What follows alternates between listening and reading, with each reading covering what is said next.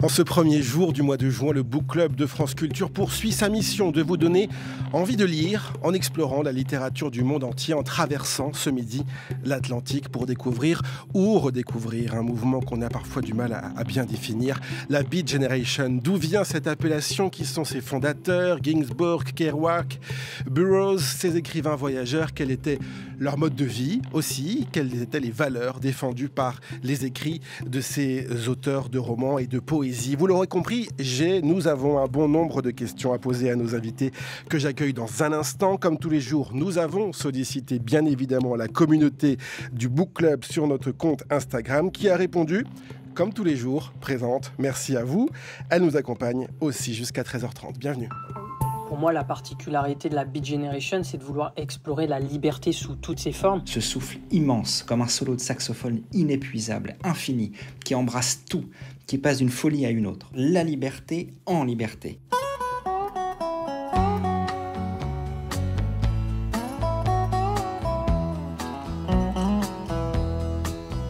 J'écoutais le disque jockey Nicolas Herbeau. dans la voiture qui me traînait sur la route de Memphis, sur la route de Memphis. France Culture. Et la radio me vantait Le Book Club. un truc débile qui m'endormait sur la route de Memphis, Hashtag Book Club Culture. sur la route de Memphis. Bonjour Étienne Appert. Bonjour. Vous êtes auteur et dessinateur, vous publiez une bande dessinée sur la Beat Generation intitulée Au crépuscule de la Beat Generation, le dernier clochard céleste, en référence évidemment à un livre de Jacques Kerouac, on va y revenir, édition La Boîte à Bulles, BD dont vous avez réalisé le scénario, le dessin et la couleur, je tiens à le signaler. Dans votre BD, librement inspiré et adapté des livres de Gilles Farcet, vous dites que la Beat Generation se résume au départ un trio d'amis, 3 écrivains incandescents. Vous nous les présentez ?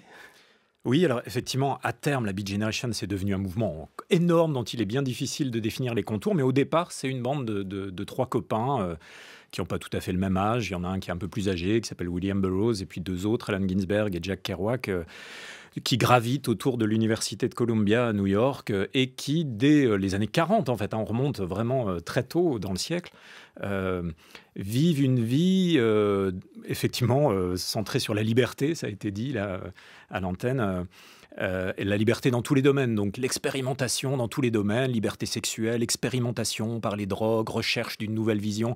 C'est des gens en même temps qui sont très nourris de littérature, donc qui ont un arrière-plan poétique très très fort et qui expérimentent quelque chose qui est très peu courant en Occident dans les années 40 et qui va devenir le modèle de vie dominant des années 60-70 dans les contre-cultures. Tout le monde va se mettre à la liberté sexuelle, etc. Et la particularité de ce petit trio, c'est que les 3 vont écrire publier dans les années 50 un livre culte chacun. Donc pour Ginsberg, ça sera Howl, un poème qui va vraiment ouvrir, qui va donner lieu à un procès et va ouvrir des nouvelles portes. Réception difficile, accusé d'obscénité, etc.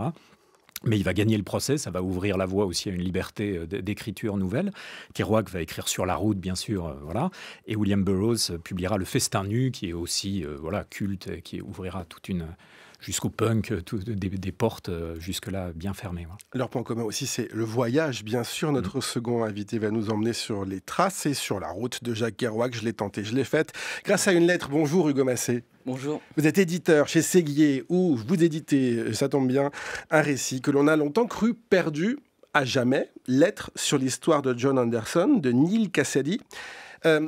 Qui est ce Neal Cassady ?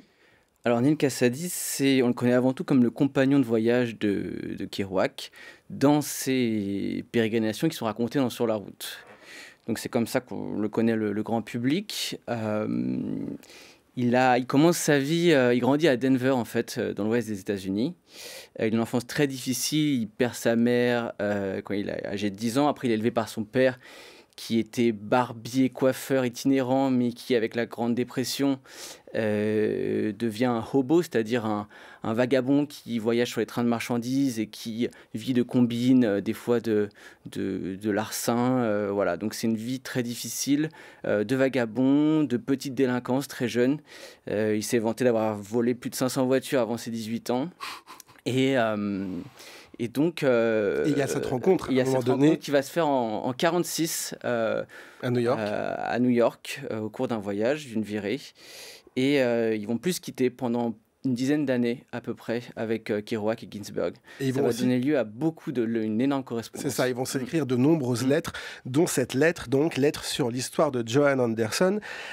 Son ami Kerouac disait que cette lettre était un chef-d'œuvre et qu'il avait même constitué la base de son idée de la prose. Sa façon d'écrire, elle vient de cette lettre de son ami Cassady.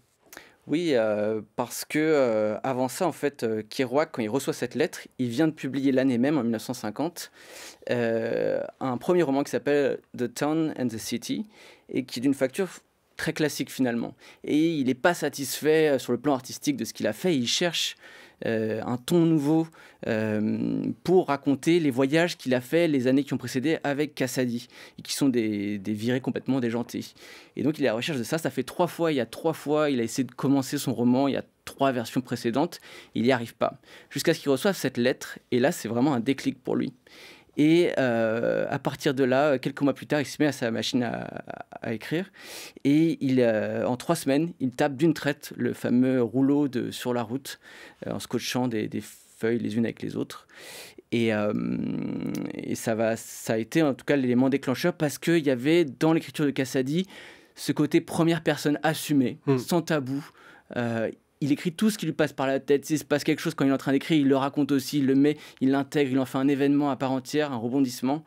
Il y a aussi l'intrication des styles, donc c'est à la fois très drôle, il y a un côté cartoon, un côté Buster Keaton, mais aussi une poésie élégiaque et des fois des trouvailles complètement surprenantes à la Ginsberg avant-gardiste. Donc c'est ce mélange de tout ça.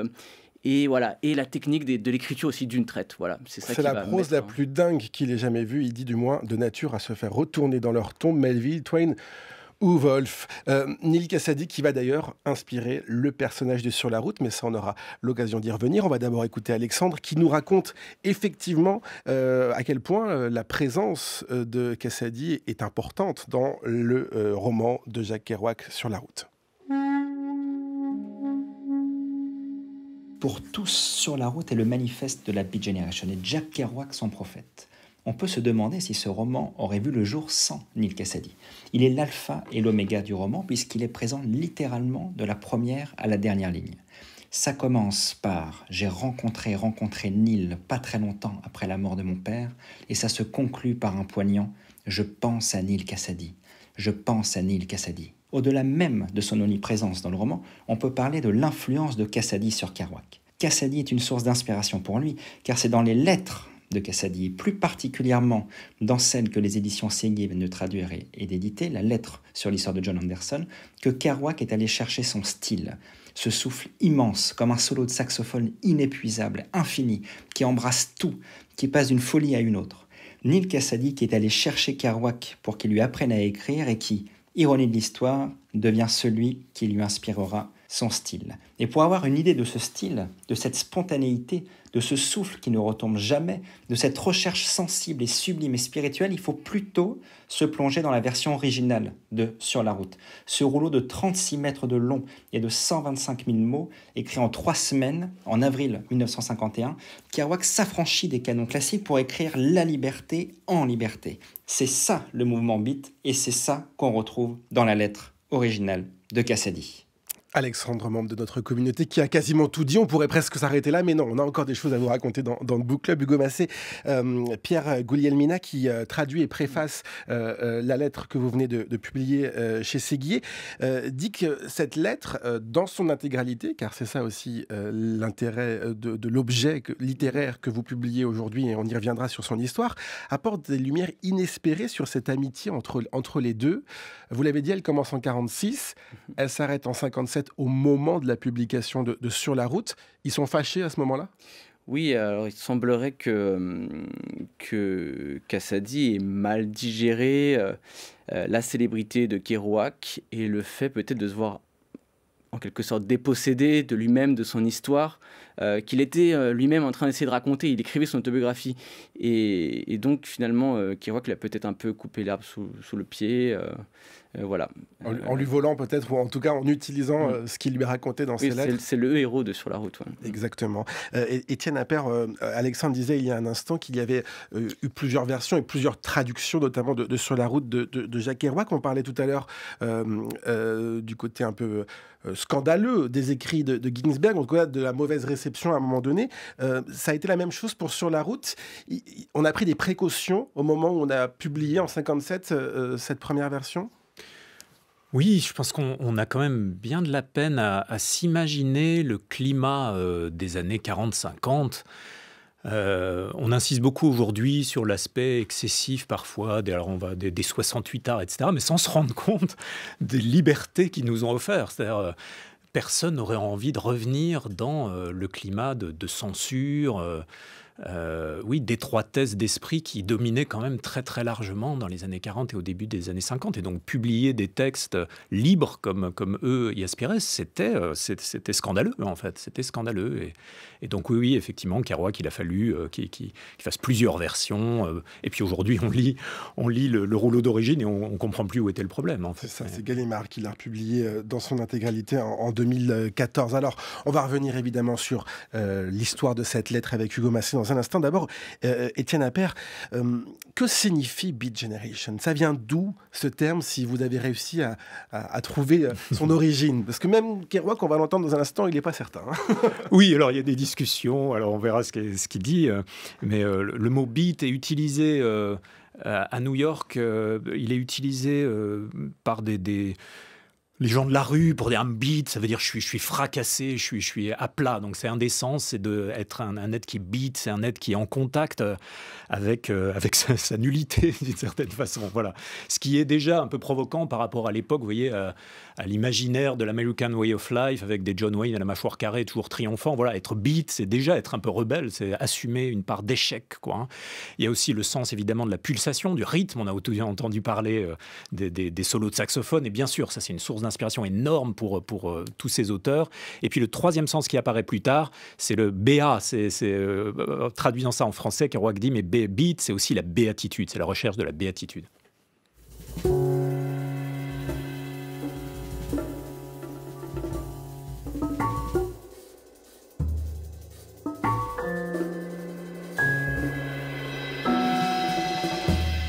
C'est vous qui l'avez inventé, ce terme-là, Beat Generation. Oui. J'ai entendu des vieux bonhommes dire ça dans le dessus, des vieux nègres. Oui. Beat. Dans le sens de écrasé, vaincu. Oui, pauvre. Pauvre. Après ça, j'ai été dans la petite église de Saint-Jean d'Arc. Puis d'un coup, j'ai dit, beat, béate. Béatitude. Oh. Ça a changé de sens, alors, dans votre esprit. Beato en italien. Beato. Béatifique en français. Mais est-ce qu'il n'y avait pas aussi le sens de beat de l'orchestre de jazz? Oui, puis le sens de tout ça, puis de tout ça. Comment on fait ça? Le drum.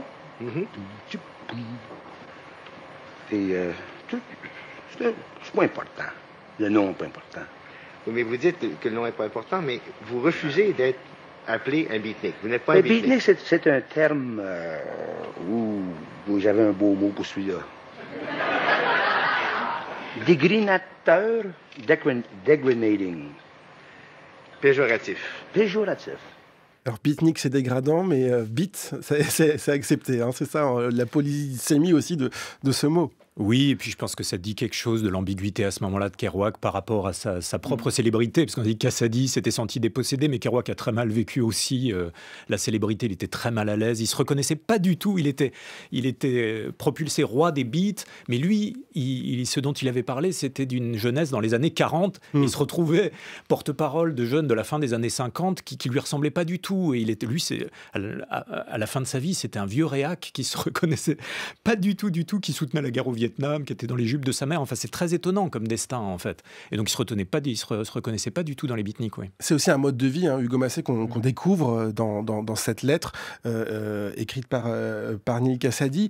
On l'a dit un peu, mais pauvreté, cet aspect un peu misérable, avec les cheveux longs, et puis ce mode de vie aussi confronté à la violence, aux bagarres, au vol. Vous le disiez, Neal Cassady qui a volé combien, 500 voitures. Oui. On retrouve tout ça et ça fait partie de cette identité. De cette identité beat, de cet imaginaire en tout cas, qui a beaucoup été caricaturé après. On a beaucoup associé ça au mouvement hippie, mais c'est vrai que en matière d'hédonisme, c'était des existences très dures. Enfin, ce qu'on lit dans la lettre sur l'histoire de John Anderson, c'est que ça se passe en 1945 à Denver, il fait très froid, c'est l'hiver, et le but de Cassady, c'est de ne pas mourir de froid la nuit, quoi. Donc c'est où est-ce que je dors ce soir, comment est-ce que je me nourris. On est plus du côté du roman réaliste, naturaliste, que du côté du flower power hippie, c'est sûr. C'est aussi, Étienne Appert, cet aspect biographique, en fait, qui choque à cette époque-là, c'est-à-dire qu'on décrit ce mode de vie rude. Oui, c'est vraiment la Beat Generation introduit quelque chose, oui, d'une perméabilité complète entre le réel, la vie des gens, ce qu'ils vivent, et la fiction. D'ailleurs, on voit bien que dans la discussion, on mélange complètement naturellement, en fait, l'histoire de Cassady réelle et puis l'histoire de ce qu'il raconte, parce qu'il ne parle que de sa vie réelle. Et ce qu'on a reproché à Howell de Ginsberg, qui a donné lieu à un procès, c'est qu'il utilisait tout un vocabulaire qui, en fait, était le vocabulaire des gens de la rue. Et ça a été toute une discussion dans le procès de dire, mais on a bien le droit, en littérature, d'utiliser des mots vulgaires, puisque dans la rue, dans la vraie vie, les gens ne parlent pas de façon poétique, comme des lettrés dans les salons, quoi.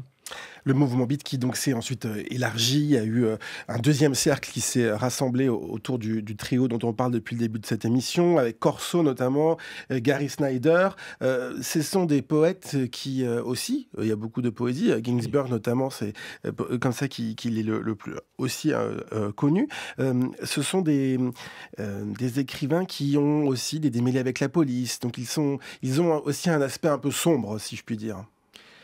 Ce sont des gens qui ne veulent pas obéir à la peur, qui veulent éprouver le réel dans toutes ses dimensions. Et donc, parfois, oui, ça les amène, et surtout jeunes, dans leur jeunesse, ils ont des côtés où ils fréquentent un peu des milieux, par fascination et puis par circonstance aussi, des milieux un peu de petits escrocs, tout ça. Il y a très jeunes, ils sont liés à des trucs, eux-mêmes vont pas faire des cambriolages ou des meurtres, mais ils sont très vite liés à des choses délinquance, comme ça. La délinquance, voilà. Mais en même temps, tel que je le comprends, c'est une façon pour eux d'éprouver le réel au-delà des normes habituelles, d'aller voir un peu, d'aller voir aux marges. Et c'est qu'une partie quand même de ce dont ils ont témoigné. Est-ce qu'ils ont conscience d'appartenir à un clan ? Est-ce que au moment où les trois se lient d'amitié, écrivent, publient, ils se disent on fait partie de cette génération ?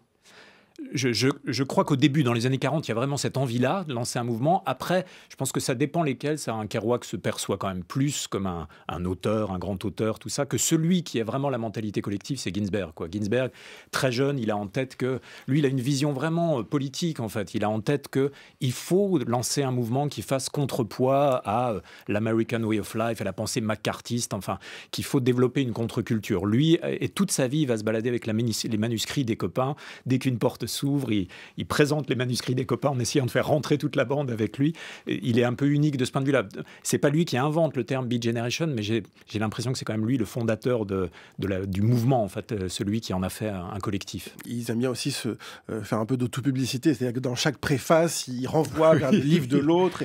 Il y a une forme de solidarité, on peut le dire. Oui. Il y a aussi un aspect tout à fait politique dans ce que vous racontiez il y a un instant, Étienne Appert, c'est-à-dire que, par exemple, Ginsberg va devenir une figure de la lutte contre la guerre au Vietnam. Il y a le mouvement hippie qui rentre aussi, disait Hugo Massé, même si Kerouac, il n'est pas tout à fait sur la même longueur d'onde. Les idées politiques de ces écrivains, c'est quoi ? Elles ne sont pas tout à fait claires, c'est un peu flottant ? Alors, ce qui est intéressant, oui, c'est qu'en ce sens, c'est pas un mouvement. Ils sont pas du tout d'accord entre eux du point de vue politique. Il y a à peu près aucun rapport entre la pensée d'un Kerouac, la pensée d'un Ginsberg ou d'un Burroughs du point de vue politique. Et ils sont tous, ça, c'est quand même intéressant de le noter. C'est un mouvement qui échappe aux idéologies, ce qui dans cette période-là est quand même rare. Mais vous voyez, Ginsberg n'a pas sa carte au Parti communiste. Il n'est pas, c'est pas quelqu'un qui va adhérer à une idéologie. Fondamentalement, c'est des gens qui veulent être libres et qui veulent chercher quelque chose de vrai, qui se rapporte au fondement poétique du réel, en fait. Et ils sont pas du tout à s'accrocher, à se rassurer en adhérant à une idéologie plutôt qu'une autre. Ce qui fait un mouvement effectivement avec plein de contradictions, mais du coup qui est très vivant. Avec un happening notamment du côté de Ginsberg qui va en Tchécoslovaquie à l'époque pour se faire intronisé roi de mai et qui se dessine comme un anticommuniste mais aussi comme un anticapitaliste, et d'ailleurs il se fera expulser par le régime communiste, c'est dans les années 70 si je dis pas de bêtises. On va écouter Benoît qui lui va nous parler de la Beat Generation. Ce qui l'a le plus marqué lui dans ce courant, dans ce mouvement, c'est évidemment la liberté et les voyages. On écoute Benoît. Pour moi, la particularité de la Beat Generation, c'est de vouloir explorer la liberté sous toutes ses formes.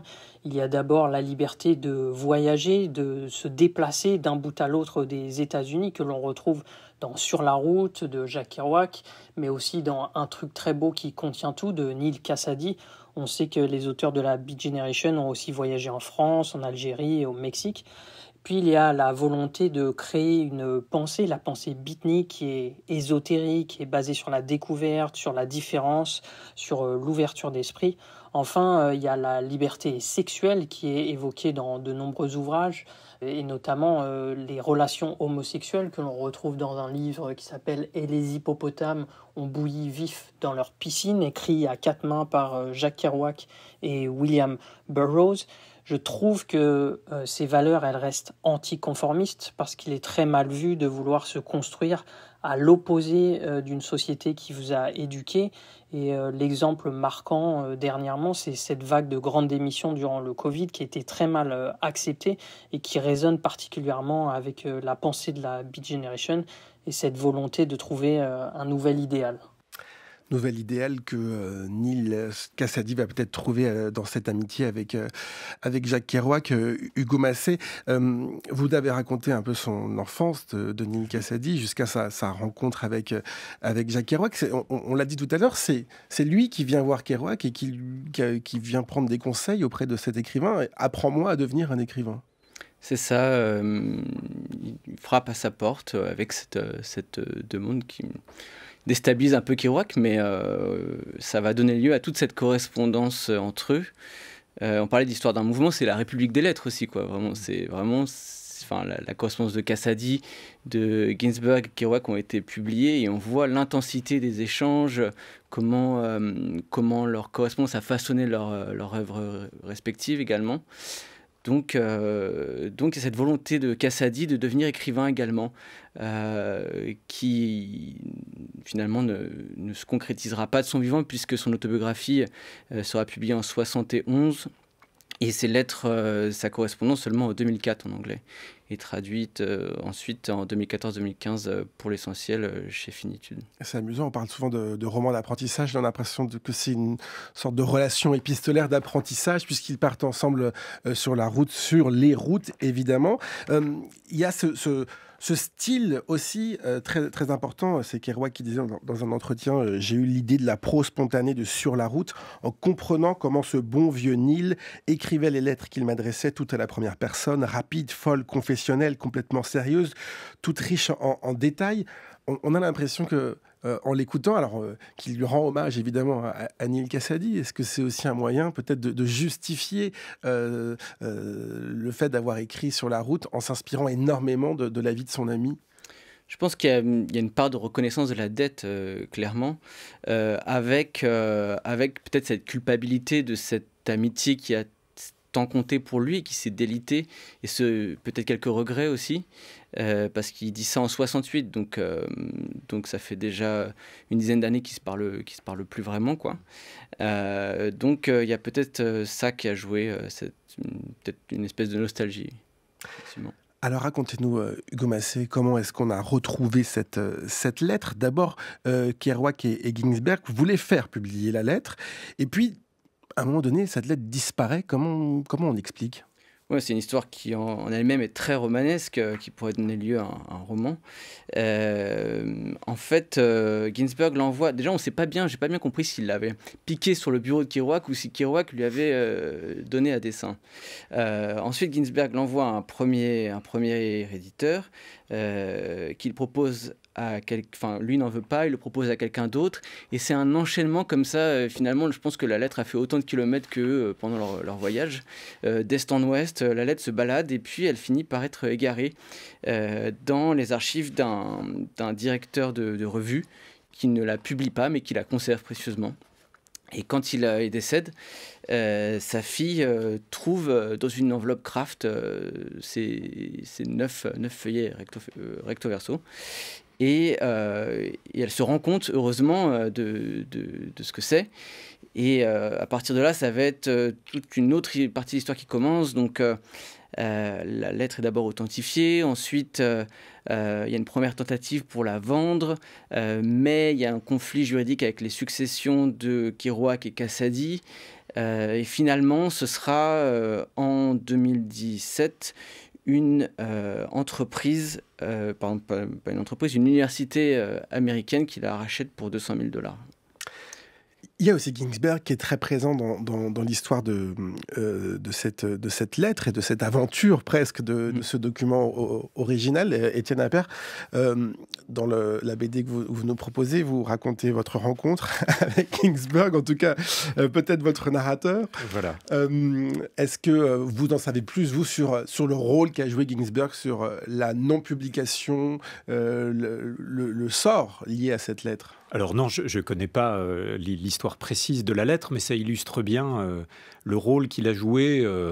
Il était presque agent littéraire de tous les autres, donc dès qu'il voyait un papier traîner d'un copain, il disait « mais c'est génial, il faut que j'aille le proposer à tous les éditeurs de la place ». Donc il l'a fait pour Cassady, il l'a fait pour Kerouac, il l'a fait pour Burroughs, il l'a fait énormément pour Corso, enfin il l'a fait pour tout le monde. Il avait vraiment cette générosité.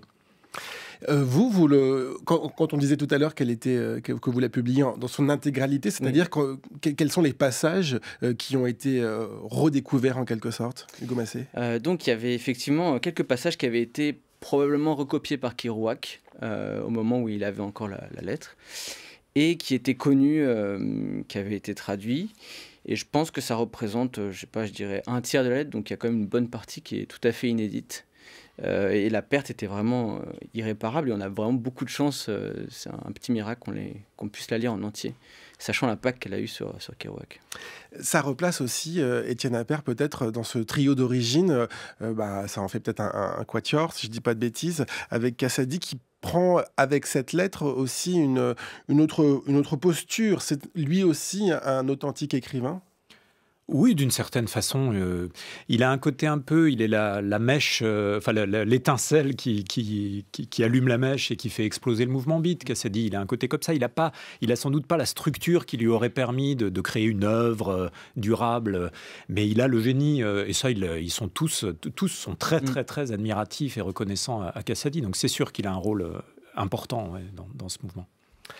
Dans votre bande dessinée, Étienne Appert, il y a celui dont vous parlez depuis tout à l'heure, celui qui est peut-être pour vous le plus important, vous pouvez me le dire d'ailleurs, dans cette Beat Generation, c'est Ginsberg.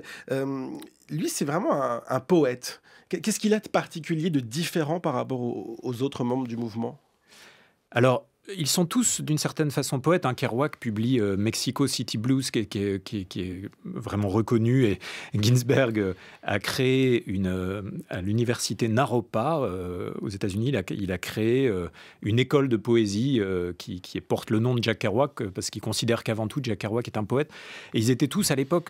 Mais il faut s'imaginer que la poésie aux États-Unis, ça n'a rien à voir avec ce qu'on appelle poésie en France. Aujourd'hui, un poète en France, on a l'impression de quelqu'un qui baigne dans des salons littéraires ou qui est un peu souffreteux, je sais pas quoi. Enfin, et alors qu'un poète aux États-Unis, c'est une figure très très importante, c'est une figure un peu messianique, visionnaire, engagée, qui arpente les routes américaines pour déclamer sa parole, qui est sur tous les campus, tout ça. Donc un poète, c'est quelqu'un de public, de très connu. Et donc oui, Ginsberg était vraiment un poète, et c'est sûrement, je crois, vraiment le plus engagé de tous. D'ailleurs, ça sera le gourou des hippies, ça sera le parrain des punks. Enfin, du début à la fin de sa vie, c'est celui qui sera le plus dans le collectif. Oui. Avec aussi, vous l'avez dit, l'idée de l'oralité. Ce fut d'ailleurs précisément le cas de Hall.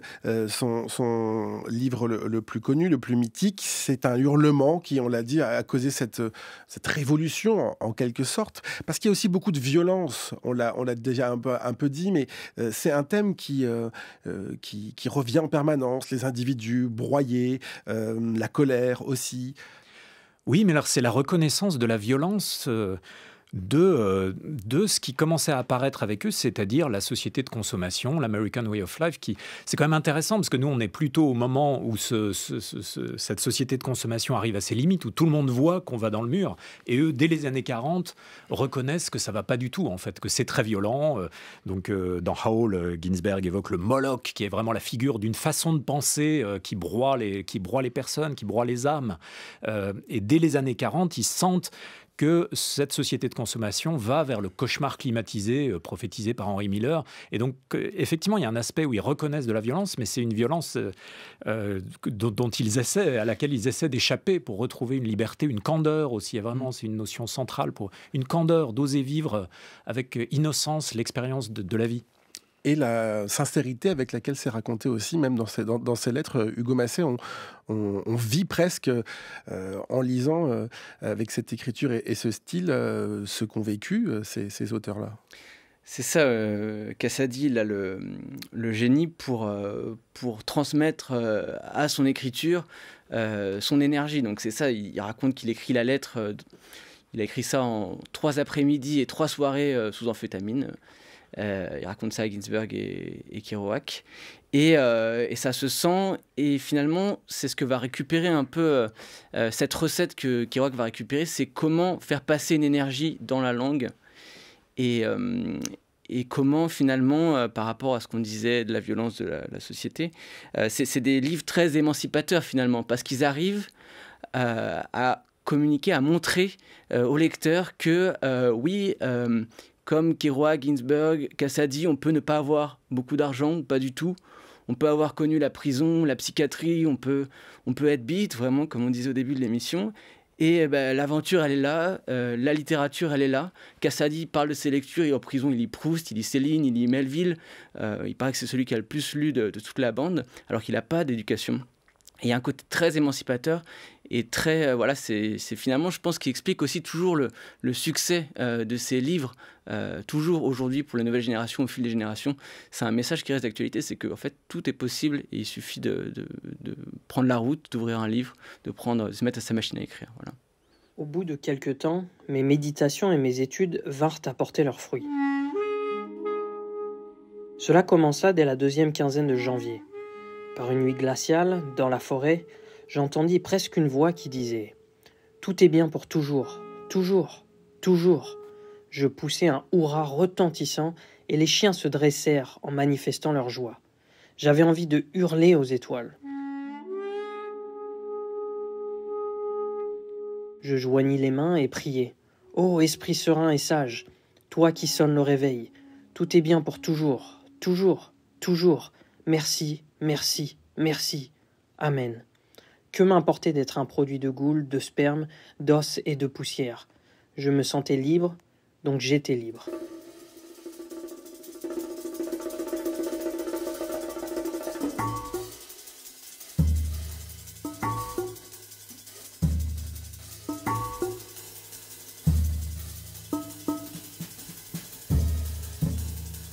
Ces jeunes qui rêvent de liberté, extrait des Clochards célestes de Kerouac, lu par Benoît. C'est qui le dernier clochard céleste, Étienne Appert? Sous-titre de votre livre. Sous-titre du livre, c'est C'est un poète inconnu que Gilles Farcet dit avoir rencontré quand il a passé une semaine chez Allen Ginsberg à la fin des années 80. Il a déjà eu cette expérience en soi très marquante de passer pendant une semaine, d'être vraiment avec et chez le grand poète. Et puis il dit qu'il a rencontré là un poète qui s'appelle Hank et avec qui tous les matins il a eu un échange. Enfin, c'est pas vraiment un échange, il a écouté, enregistré ce poète et il a publié un livre qui s'appelle La voix qui avance chancelante le long de la rue aux éditions Malmström, qui est vraiment un livre stupéfiant de monologues de ce grand poète qui, à mes yeux, représente le mieux l'esprit de la Beat Generation. Voilà. On retrouve Hank évidemment tout au long de votre BD. Pour conclure, Hugo Massé, votre traducteur Pierre Guglielmina dit que Neal Cassady est en quelque sorte un homme du XVIIIe siècle. Pourquoi ? Alors, je pense que c'est pour deux raisons différentes. Déjà, il y a ce côté, il y a le médium, il y a la lettre, parce que le XVIIIe siècle, c'est le siècle de la littérature, l'âge d'or de la littérature du roman par lettres. Donc, il y a la Nouvelle Héloïse, il y a les lettres persanes. Voilà, donc il y a ce lien dans la forme, quoi. Et ensuite, il y a la question du libertinage, peut-être le libertinage en tant que indépendance, liberté de penser par rapport au carcan religieux, idéologique. Et ensuite, le libertinage des corps, évidemment. Donc, voilà, le but en tout cas, la raison d'être, ce qui poussait Cassady, c'était voilà, la jouissance, c'était l'horizon quoi, de tout quoi, finalement. Il faut découvrir Neal Cassady, que Kerouac appelle Cody dans ses lettres sur l'histoire de John Anderson. C'est aux éditions Séguier, édité par vous, Hugo Massé. Merci beaucoup d'être venu dans le Book Club.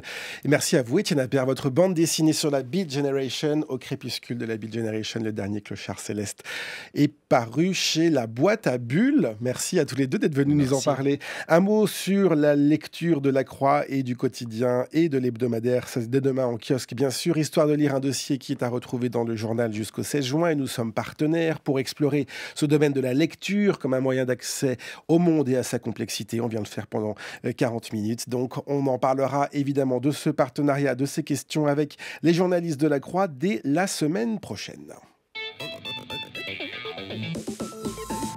Dans un instant, l'épilogue du jour. D'abord, Charles Danzig qui clôture ses quadritèmes. Nous sommes jeudi.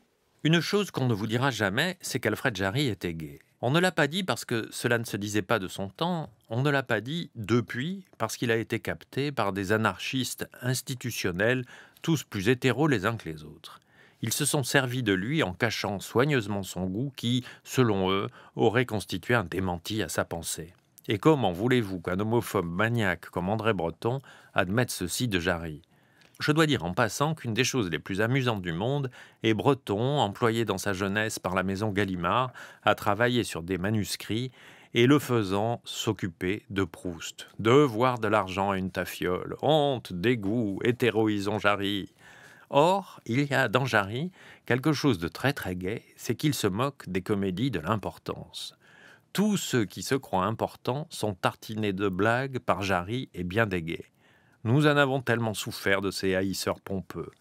Ce ne serait pas une preuve si Jarry n'était l'auteur du roman Les jours et les nuits, un roman opaque.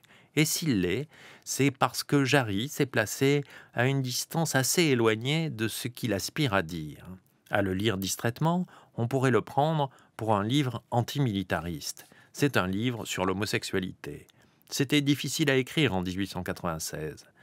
Jarry était gay, il ne l'a dit à personne, il a écrit ce papier PH de roman où quantité d'allusions passent.